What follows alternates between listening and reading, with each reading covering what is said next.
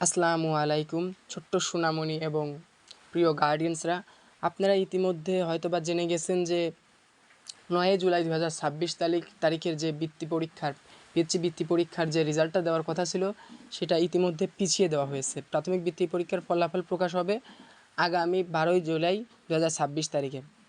এখানে একটা নোটিশ প্রকাশিত হয়েছে। সরকারি প্রাথমিক বিদ্যালয়ের পঞ্চম শ্রেণীর শিক্ষার্থীদের বৃত্তি পরীক্ষার ফল আজ বৃহস্পতিবার প্রকাশের কথা থাকলে সেই সিদ্ধান্ত থেকে সরে এসে মন্ত্রণালয় সব কিছু ঠিক থাকলে আগামী সপ্তাহের শুরুতে এ ফলাফল প্রকাশিত হতে পারে।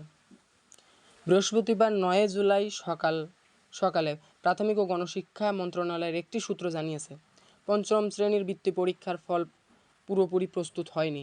এছাড়াও কারিগরি কিছু জটিলতা দেখা দিয়েছে। এসব কারণে ফল প্রকাশের কার্যক্রম কিছুটা পিছিয়ে যাচ্ছে। বড় কোনো সমস্যা দেখা না দিলে আগামী রবিবার মানে ১২ জুলাই বৃত্তি পরীক্ষার ফলাফল প্রকাশিত হবে।